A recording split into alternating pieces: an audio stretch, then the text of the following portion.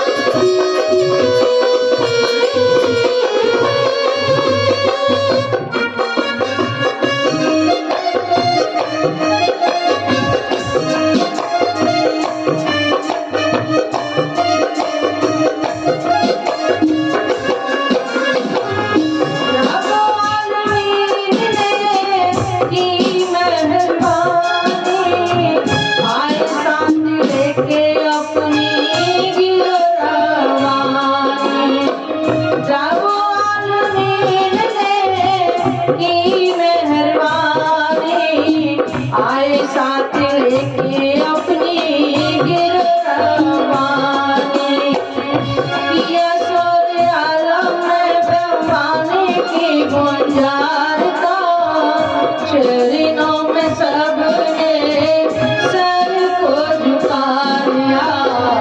जिसे इंतजार था पूर्ण ब्रह्म के दीदार का, उस दुनिया में आके दर्शन पा लिया।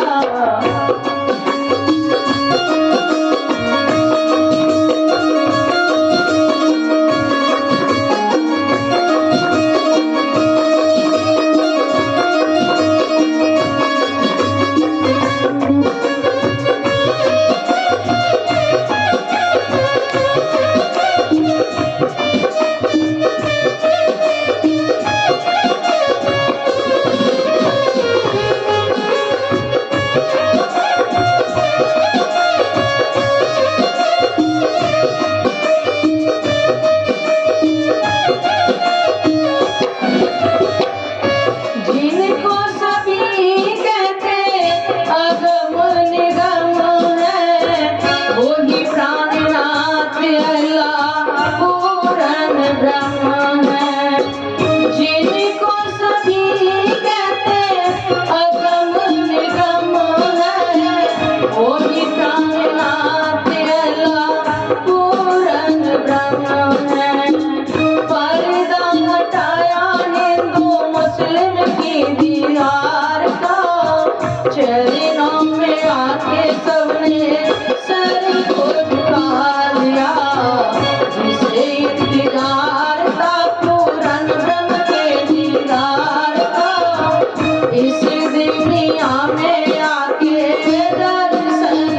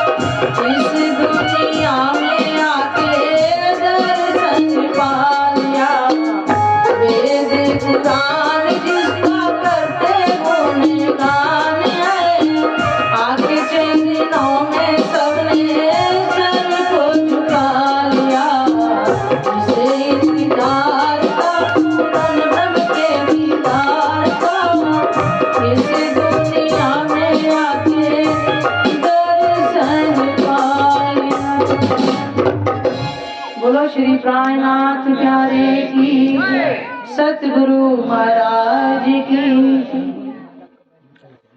जिसे इंतजार था पूर्ण ब्रह्म के दीदार का, युगों युगों से ही परमात्मा के आने की गवाहियां धर्म ग्रंथों के अंदर लिखी हुई थी। हर युग में पहचान आई, लेकिन किसी ने नहीं कराई, क्योंकि जिसको भेद का पता ही नहीं था वो कहां से खोलते। तो प्राणनाथ जी ने स्वयं आकर के इस संसार में, देखा जाए तो सतयुग में अमर कथा सुनाई थी। उस अमर कथा का रहस्य कोई बताया? कोई नहीं बताया कि अमर कौन है।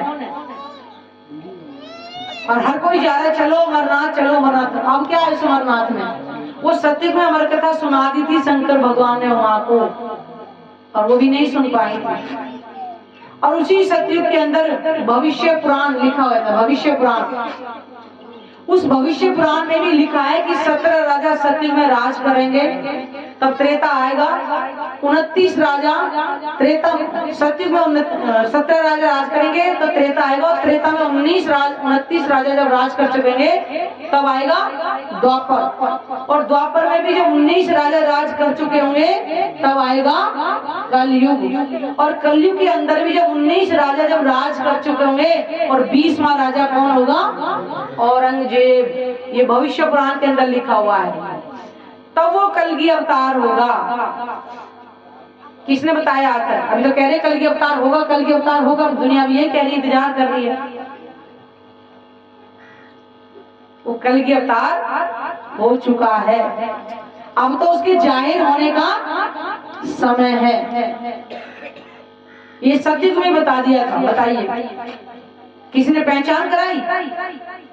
अभी कोई जान ही नहीं पा रहा कि आखिर वो निष्कलंक बुद्ध कलगी अवतार है कौन। निष्कलंक जिसके अंदर कोई कमी ना हो, और वो जागृत बुद्ध का ज्ञान आएगा, जिससे परमात्मा के धाम की और स्वरूप की पहचान इस कलयुग में होगी, जो कभी नहीं हुई थी। तो उसी के लिखा है कि जिसे इंतजार था पूर्ण ब्रह्म के दीदार का, इस दुनिया में आकर सबने दर्शन पा लिया। आज तक परमात्मा को क्या कहते हैं? परमात्मा को कोई आकार नहीं है, परमात्मा निराकार है। अरे भाई ये तो सोचो, ये सुंदर ब्रह्मांड जिसने बनाया है, वो बनाने वाला निराकार कैसे हो सकता है? अब कुम्हार मटका बनाता है तो कुम्हार मटके के अंदर रहता है कि मटके से बाहर रहता है? लेकिन ये तो पहचाने कि कुम्हार ने बनाया। ऐसी है संसार जिसके हुक्म से बनता है, वो परमात्मा इस संसार में नहीं, संसार से परे है, लेकिन पहचान पहले से ही आ चुकी थी। धर्म ग्रंथों में लिखवा दिया था पहले अपने हुक्म से। हुक्मे वेद कते में लाखों लिखे निशान। बहने जरा ध्यान से सुनेंगे, कुछ तभी मिलेगा। इधर उधर ध्यान जाएगा, कुछ नहीं पता चलेगा। वेद कुरान जिसका करते कुरान, चाहे हिंदू पक्ष हो चाहे मुस्लिम पक्ष हो, परमात्मा सबका एक ही। उन्होंने सब में पहचान लिखवा दी अपनी। इधर हिंदू ग्रंथों में लिखवाई तो 1400 वर्ष पहले कुरान के अंदर भी लिखवा दिया कि अल्लाह ताला आएंगे। और हमारी सतयुग से पहचान लिखी कलयुग में आएंगे। त्रेता में आए तो कलयुग केवल नाम आधारा और सुमर सुनतरे के 12, उसमें भी लिखवा दिया। और भागवत पुराण में लिखवा दिया 12वां स्कंद दूसरे अध्याय के 37-38 में लिखा है कि परमात्मा आएंगे और वो 2 तनों से लीला करेंगे। आकर 2 तनों में कली भगवान के आगे से फिर से 2 तन आएंगे। इन्होंने सत्य उसमें द्वापर के अंदर तपस्या करी, देवापी और मरु ने। और पहले लिखा थी कि 2 तन कलयुग में फिर से आएंगे कलिक भगवान की आज्ञा से, और इन 2 तनों में आकर के परमात्मा फिर से लीला करेंगे। और समय भी लिखवा गया था, समय भी लिखा है कि शालिवाहन शाखा के जो 1600 जो वर्ष व्यतीत हो गए तो जीव उद्धार के लिए कलिक अवतार होगा। इतना भी लिखा हुआ है। बताइए हिंदू पक्ष में लिखा है तो पुराण पक्ष में भी लिखवा दिया कि हिजरी सन 1090 का समय होगा। और इधर मिलान करते हैं तो विक्रम संवत 1738 का समय और हिजरी 1090 का समय, दोनों का एक ही बैठता है। तो कहते हैं वेद और कुरान दोनों के अंदर ही परमात्मा ने अपनी पहचान लिखवा दी थी। और सबने उनके चरणों में आके सर को झुका लिया, क्योंकि जब परमात्मा न्यायाधीश बन करके बैठेंगे वहां ये मिट्टी वाले तल नहीं होंगे, वहां हिंदू मुस्लिम सिख ईसाई का नाम नहीं होगा, वहां सबका साहिब एक होगा। ये हिंदू मुस्लिम केवल इस मृत्यु लोक में ही है। जहाँ योग माया के ब्रह्मांड में खूब न्यायाधीश बनकर बैठेंगे वहां नूरी तन मिलेंगे। ये 5 तत्व के शरीर नहीं मिलेंगे जो रक्त और गंदगी से भरे हुए हैं। उस दिन सबका साहिब एक होगा। रब्बो आलमीन ने करी मेहरबानी आए साथ लेके अपने गिरो रब्बानी। वो परमात्मा अपनी गिरो रब्बानी कौन है? उनकी आत्माएं। पुराण संहिता के अंदर भी लिखा हुआ है कि वो ब्रह्म सृष्टियां इस कलयुग में खेल देखने के लिए आएंगी। और ये भी लिखा है कि परम धाम की 2 सखी सुंदर वाई इंद्रावती माया का अंधकार समाप्त करने के लिए जागृत बुद्ध का ज्ञान लेकर के आएंगी, जो आपके सामने है। भाई भागवत पुराण के अंदर गए कि परमात्मा 2 आके लीला करेंगे।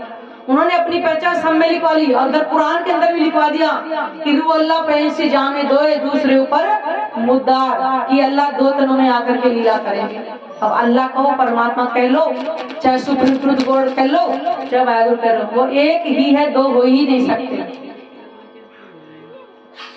कि यह स्वर आलम है ब्रह्मानी की गुंजार का। जितने भी धर्म ग्रंथ थे ये सब हमारी गवाही के लिए आए, लेकिन ये जो ब्रह्मवाणी है अब सारे संसार में इसकी गुंजार होएगी, जिसको पंचम वेद स्वयं वेद कहा गया है। स्वयं वेद क्यों कहा है? क्योंकि परमात्मा स्वयं आएंगे और स्वयं अपनी पहचान इस संसार में आकर के कराएंगे। तो प्राणनाथ जी आए 440 वर्ष के आसपास में, उन्होंने सारे धर्म ग्रंथों के वेद आकर के स्वयं खोले थे। इसलिए उसमें लिखा है, कुरान के अंदर लिखा, खुदा की गवाही खुदा ही देगा, क्योंकि वहां तक आज तक कोई गया ही नहीं, तो वहां की पहचान कौन कराता? इसलिए कहते हैं वे स्वयं आएंगे और स्वयं वेद लेकर के आएंगे। और अब सारे संसार को इस पंचम वेद के बारे में सबको पहचान हो जाएगी कि 5वां वेद कौन सा है। बाबा रामदेव पुराण के अंदर लिखा है, ऋग्वेद, यजुर्वेद, अर्थवेद और सामवेद, ये 4 वेद ब्रह्मा को सपाए और पंचम वेद रहे छुपाए, क्योंकि 5वां वेद स्वयं परमात्मा लेकर के आएंगे। यही उनकी पहचान होगी। क्या दुनिया जानती है परम धाम के अंदर 25 पक्ष हैं? कोई गया ही नहीं पक्षों में, तो बताते कहां से? आत्मा इस संसार में थी नहीं पहले, तो इसलिए कह रहे कलयुग के अंत में आएंगी और ये ब्रह्मवाणी लेकर के आएंगे। इसके द्वारा 25 पक्षों का रमन यहीं बैठे बैठे हम ध्यान के द्वारा कर सकते हैं। यह है वो ब्रह्मवाणी जिसका सारे संसार में अब गुंजायमान होगी। तो कबीर जी ने भी अपनी वाणी बोला कि जब बीतेगा 5000 पांचा तब ये शब्द होएगा साचा। जब कलयुग के 5500 वर्ष में व्यतीत होंगे तब सबको एक परमात्मा की पहचान होने शुरू होगी। तो साथियों वही समय चल रहा है। जिनको सभी कहते अगम निगम है वही प्राणनाथ अल्लाह पूर्ण ब्रह्म है। जिसको अगम निगम कहते परमात्मा यहाँ नहीं है, ऐसा नहीं है, वैसा नहीं है, वही प्राणनाथ, वही पूर्ण ब्रह्म परमात्मा। उनको अल्लाह को या कुछ भी कहो, वो एक ही है, 2 हो ही नहीं सकते। भले ही अपने अपने ग्रंथों से मान लो, कोई ये नहीं कहता कि हिंदुओं को कहे कि तुम कुरान से मानो या मुस्लिमों को कह रहे कि तो आप गीता भागवत से मानो। पहचान तो सब में लिखवा दी, जिसको जिससे करनी हो कर सकते हैं। इसे विवाद करने की तो कोई आवश्यकता नहीं है। पर्दा हटाए हिंदू मुस्लिम की दीवार का, तभी तो कहें साहिब आए निजमी कारज करने 3 और सबका झगड़ा मिट गए, या दुनिया या दीन। वो 3 कार्य करने के लिए आए, हिंदू मुस्लिम की झगड़े को समाप्त करने के लिए, नवदा भक्ति को हटाने के लिए और एक परमात्मा की पहचान कराने के लिए। जब शंकर भगवान खुद बता रहे माँ को कि माँ हम और ब्रह्म देवता भी पानी के बुलबुले की तरह बनते और मिटते हैं और वायु के बुलबुले समाप्त होते, केवल परब्रह्म शेष बचता है। बताइए शंकर भगवान जो माँ को बता रहे, तो हम क्यों नहीं मान रहे इस चीज को कि परमात्मा एक ही है। जब कायमी का दिन आएगा सामने ही मेरा प्राण नाथ होगा। ये कुरान के अंदर लिखा है कि अल्लाह ताला काजी बन के न्याय करेंगे, और हमारी वाणी के अंदर लिखा है कि परमात्मा 7वें दिन में न्यायाधीश बन करके बैठेंगे तो सबका न्याय करेंगे। वहाँ हिंदू मुस्लिम के आधार पर न्याय नहीं होगा, ये और पंडित ब्राह्मण के नाम पर, छोटी बड़ी जाति के नाम पर न्याय नहीं होगा। तुमने क्या किया है, क्या कर्म किया है, परमात्मा को कितना याद किया है, उसके आधार पर न्याय होगा। वहाँ हिंदू मुस्लिम का तो नाम ही नहीं रहेगा। सामने ही मेरा प्राण नाथ होगा, यानी कि पूर्ण ब्रह्म परमात्मा ही न्यायाधीश होंगे। और यहाँ की तरह घूस चोरी नहीं लगेगी कि रिश्वत दे दिया और बरी हो गई। वहां तो पहले पता चलेगा क्या क्या कर्म किया है। सभी मुक्त होंगे दर्शन करके सुख दातार का। और ये बताया कि जब परमात्मा का जब दीदार सारे जीवों को हो जाएगा तब सबको अखंड मोक्ष मिलेगा, उससे पहले नहीं मिलेगा। लेकिन अगर हम इसी तन के अंदर अगर परमात्मा की पहचान कर लेते हैं, परमात्मा के स्वरूप को रोज अपने हृदय में बसाएंगे, जब उनका हमें दर्शन होगा तो हमारा जो जीव है इसी तन में ही अखंड हो जाएगा, 84 लाख योनियों में नहीं जाएगा। इतना फल मिलेगा। जो ब्रह्मांड महाप्रलय जब आएगी तब आएगी, उससे पहले मोक्ष मिल जाएगा। कान्हा जी के चरणों में जीव जाके अखंड हो जाएगा। 7 दिन तो सबको मोक्ष मिलेगा, लेकिन सुख नहीं मिलेगा जो हम यहाँ रह करके आनंद में जिएंगे। ईर्ष्या, द्वेष, काम, क्रोध, वो लोभ, अहंकार में कितने हम चले जा रहे हैं। जब हम परमात्मा का चिंतन करेंगे तो परमात्मा के जैसे हो जाएंगे। परमात्मा त्रिगुणातीत है। अगर परमात्मा को मैं धाम हृदय में बसाएंगे तो हम भी 3 गुणों से परे हो जाएंगे। आत्म भाव लेंगे। परमात्मा कौन सा है? प्रेम का स्वरूप है, आनंद का स्वरूप है। और इस संसार कैसा है? दुख। यहाँ पे दुख ही दुख है, ईर्ष्या ही ईर्ष्या है। लेकिन परमात्मा आनंद का स्वरूप है। जब उसके गुण हमारे अंदर आएंगे, उनके स्वरूप को अपने अंदर धारण करेंगे तो हमारे अंदर भी तो वही गुण आएंगे ना। तो क्यों ना हम फिर आत्म भाव लें, उसमें हमारा कोई धन खर्च नहीं हो रहा। और फिर भी हम नहीं समझ पा रहे। सबसे बड़ी बात तो यही है। ये नहीं सोचना घर में एक ने परिवार में प्राणनाथ जी को कर लिया तो सबका उद्धार हो जाएगा, नहीं होगा।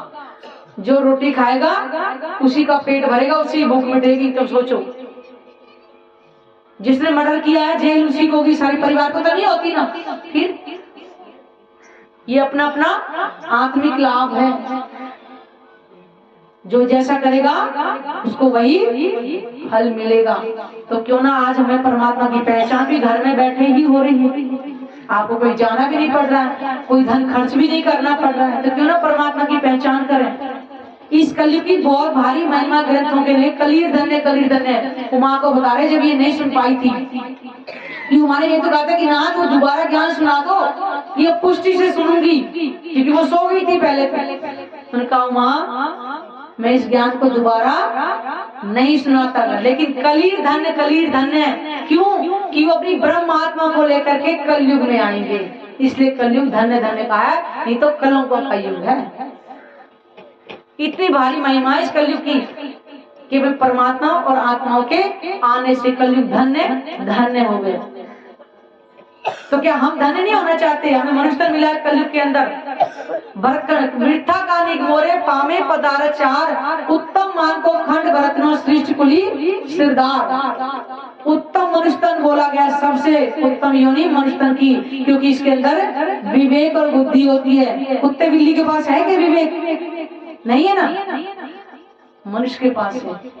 तो इसलिए सबसे उत्तम मनुष्य वो भी हमें मिला हुआ है। भरतखंड भूमि, सभी देव भूमियों में श्रेष्ठ भरतखंड भूमि। तो सारे जितने भी देवताओं के अवतार जितने हुए हैं भरत भूमि पे है, और वो भी हमें मिली हुई है। और कलयुग भी मिला हुआ है। और ये पार ब्रह्म के चरण कमल जो सबके सिरदार हैं। चारों चीजें अमूल्य, चारों इस समय हमारे पास में है। इस जगीपुर में कोई आया कथा करने वाला, किसी ने बताया ये चारों चीजों का महत्व क्या है? नहीं बताया ना। इसलिए प्राणनाथ जी की पहचान दो। प्राणनाथ जी कोई और नहीं है, हमारी आत्मा के प्रीतम ही प्राणनाथ, जिनको एक अगोचर सबके प्राण भरे। मुख से कह रहे तुम हो एक अगोचर, कह रहे लेकिन जा कहाँ रहे हैं? सारी दिशाओं में एक परमात्मा को छोड़ करके। इसलिए मनुष्य तन रहते थे परमात्मा की पहचान करें, अपने 84 लाख योनियों से मुक्ति पाए। बोलो श्री प्राणनाथ प्यारे की जय, सतगुरु महाराज की जय।